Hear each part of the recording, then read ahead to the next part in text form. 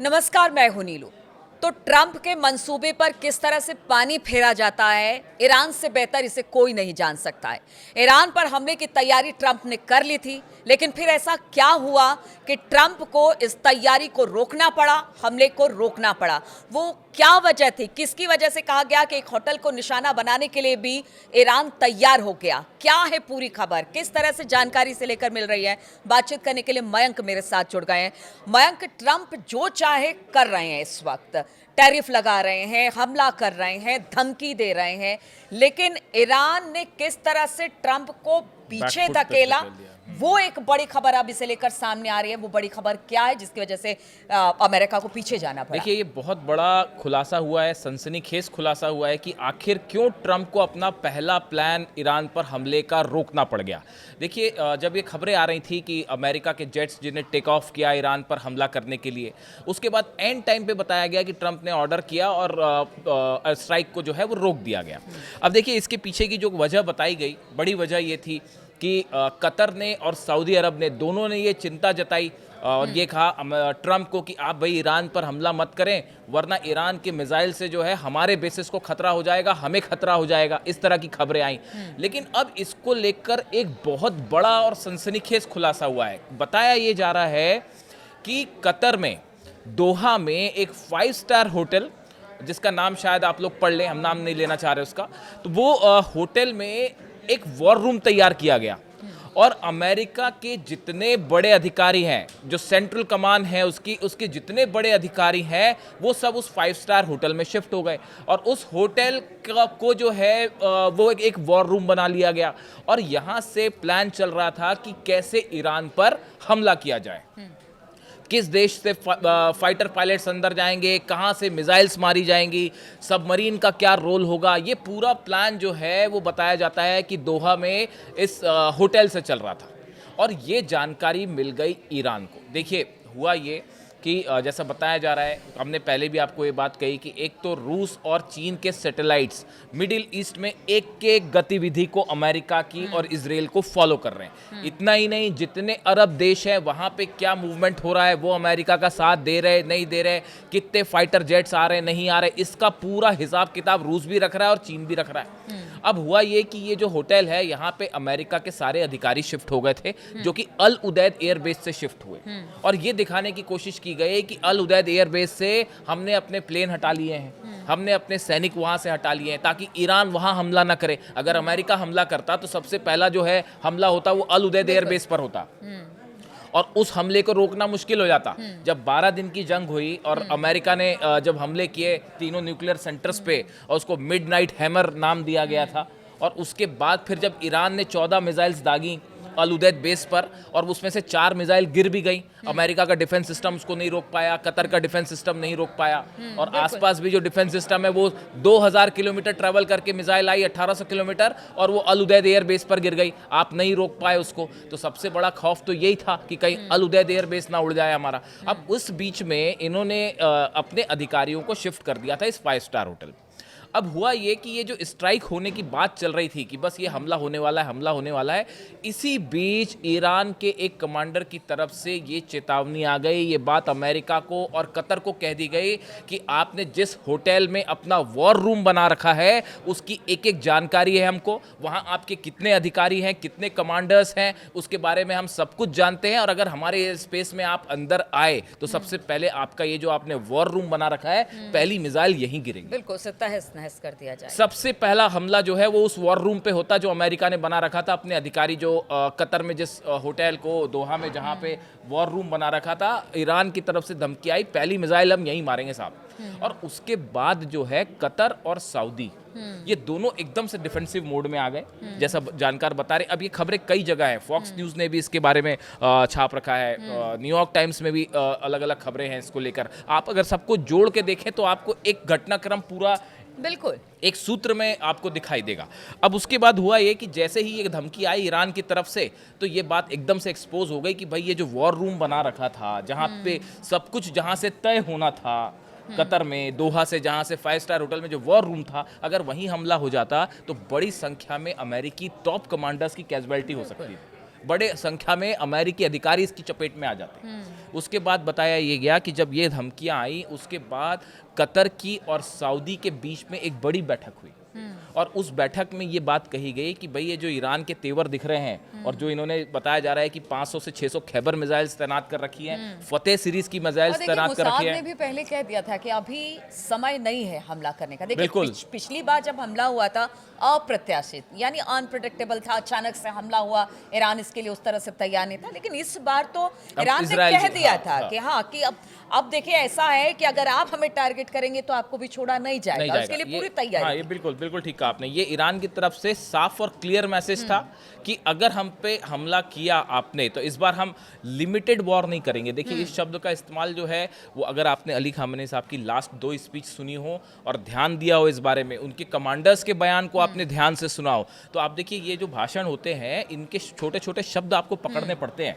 बार बार Iran की तरफ से कहा गया कि हम प्रीएम्प्टिव स्ट्राइक करेंगे। उन्होंने कहा इस बार हम लिमिटेड स्ट्राइक नहीं करेंगे, इस बार सीज फायर नहीं होगा। यानी ईरान एक ऑल आउट वॉर के लिए तैयार था कि अगर हमला होता है, अगर अली खामेनी साहब को टारगेट किया जाता है या ईरान के एयर स्पेस में अगर आप घुसते हो, आप देखिए तुरंत ईरान ने अपना एयर स्पेस बंद कर दिया था पिछली बार और जितनी मिसाइल्स थी वो तैयार थी और एक साथ 8 बेसेस एकदम लाइन से तैयार थे। अल असद बेस अमेरिका में, अल उदैद बेस कतर में, सऊदी का जो बेस है वो, जॉर्डन, सीरिया, ये सब बेसेस जो अमेरिका के हैं सब पे एक साथ मिसाइल दागी जाती और इसराइल की तो हम बात ही नहीं कर रहे हैं। कहावत बहुत ज्यादा है कि देखिए आपके पास अगर खोने के लिए कुछ नहीं रहता तो फिर आप सामने वाले को भी उसी दमखम के साथ बिल्कुल, उसको एकदम। उस पर वार करते हैं। बिल्कुल। अमेरिका एक बड़ा देश है और कह लीजिए कि एक महाशक्ति के तौर पर है, ईरान लगातार बिल्कुल। उसके टारगेट पर रहा है, तो ईरान को भी है कि अब आमने सामने की लड़ाई होगी तो फिर एकदम जबरदस्त तरीके से हमला किया जाएगा। हमारे पास खोने के लिए कुछ नहीं है, लेकिन अगर अमेरिका को अगर कुछ होता है तो फिर उसके पास खोने के लिए एकदम बहुत सारी एकदम चीजें आपने ठीक कहा। यही वजह है, आप इतिहास उठा के देख लीजिए कब ऐसा हुआ कि अमेरिका को अपनी फोर्सेस वापस बुलानी पड़ गई इराक से। बताइए कब ऐसा हुआ? कभी इतिहास में हुआ ऐसा कि यहाँ ऑपरेशन होने जा रहा है ईरान पे, इराक से जो है अल असद बेस खाली करना पड़ गया? पहली बार हुआ ऐसा।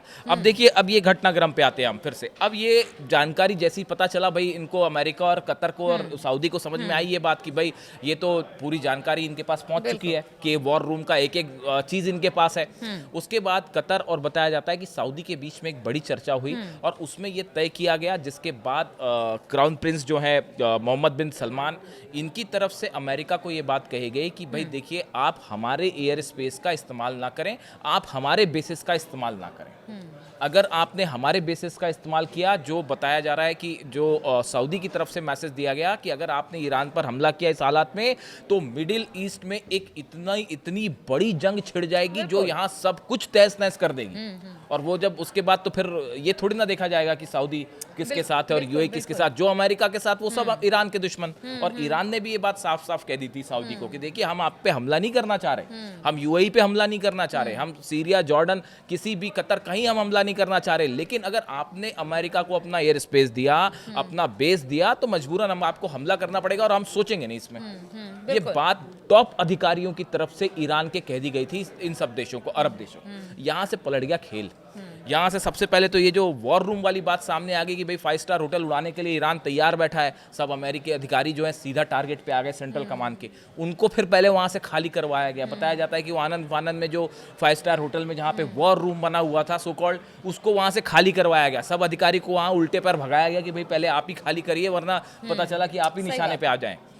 वो खाली किए गए। सऊदी और कतर के बीच में बड़ी चर्चा हुई, ये कहा गया कि भैया आप जो है हमारे बेस का इस्तेमाल ना करें। उसके बाद फिर अमेरिका ने अपने प्लान बदले और ये हुआ कि फिर अब्राहम लिंकन जो एयरक्राफ्ट कैरियर है उसको बुलाया गया। उसके अलावा जो जॉर्ज डब्ल्यू बुश इनका एयरक्राफ्ट कैरियर है उसको भी डिप्लॉय किया गया। मेडिटेरियन सी की तरफ बढ़ रहे हैं और अगले 48 घंटे में दोनों पहुंच भी जाएंगे। यानी 48 घंटे बाद आप देखिएगा फिर से हालात इसमें जो है बदल सकते हैं। अब इसी बीच ट्रम्प से पूछी गई ये बात, अब ये बात सब जगह लीक हो गई कि भाई ये तो हमले का प्लान था। ट्रम्प से सवाल किया गया कि भाई आपने स्ट्राइक, आप कह रहे थे एक तो मदद आ रही है, मदद आपकी आई नहीं, आपने क्या प्लान बनाया था उसे चेंज क्यों किया, क्या कोई दबाव था?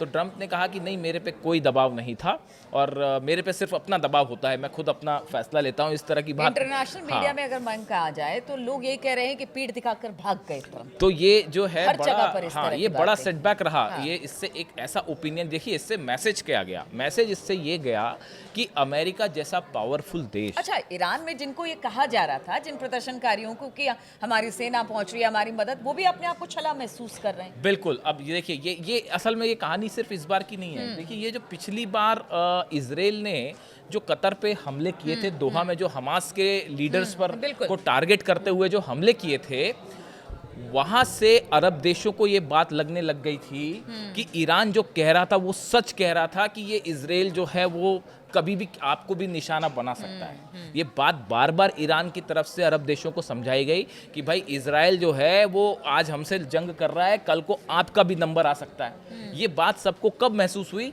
जब इजराइल ने जो है वो कतर में जो है दोहा में स्ट्राइक्स करी और हमास के लीडर्स पे, वहां से जो है वो ये बात सबने महसूस की कि हाँ, ईरान सही कह रहा है। ISIS पर भी जिस तरह से हमले अमेरिका ने किए, उसमें भी कई जगह पर काफी नुकसान पहुंचा है, और ये कहते हुए कि देखिए ईरान समर्थित लोग थे, गुट थे, संगठन थे। तो अमेरिका इजराइल पर विश्वास करके अगर ये अरब देश ईरान का साथ छोड़ते हैं तो ये बड़ा नुकसानदेह तो हो ये सकता है। नुकसान ये दे इस बार सकता इनको है। महसूस हुई, हाँ। और इसी वजह से सऊदी और कतर की तरफ से फिर बताया जा रहा है कि बाकी कई देशों ने भी ये बात कही कि भाई आप जो है हमारे एयर स्पेस का इस्तेमाल ना करें। उसके बाद सेकेंड प्लान पे अब जो काम चल रहा है, देखिए ईरान को अभी भी घेरने की तैयारी हाँ, चल रही है, बिल्कुल, और है। बड़ी तैयारी चल हाँ, रही है। है। पूरे जहाज जो है, दोनों एयरक्राफ्ट कैरियर आ गए हैं। कई सारे ऐसे जहाज जो एयरक्राफ्ट कैरियर नहीं है, वो भी जो है उनको जो डिस्ट्रॉयर्स कहते हैं उनको, वो पहुंचने शुरू हो गए। मेडिटेरियन सी में, रेड सी में आसपास आने शुरू हो गए, और इसके अलावा बड़ी संख्या में सैनिकों को भेजना भी शुरू हो गया। हाँ, क्योंकि व्हाइट हाउस की तरफ से आदेश, बयान हाँ, बयान आए आया। थे कि देखिए हमले का विकल्प अभी भी खुला हुआ है। बिल्कुल इस बिल्कुल। तरह की तो चीज़ें। ये जो बिल्डअप हो रहा है ईरान के चारों तरफ, ये बता रहा है कि अभी मामला जो है 48 घंटे बाद निकल के सामने आएगा कि क्या हो सकता है।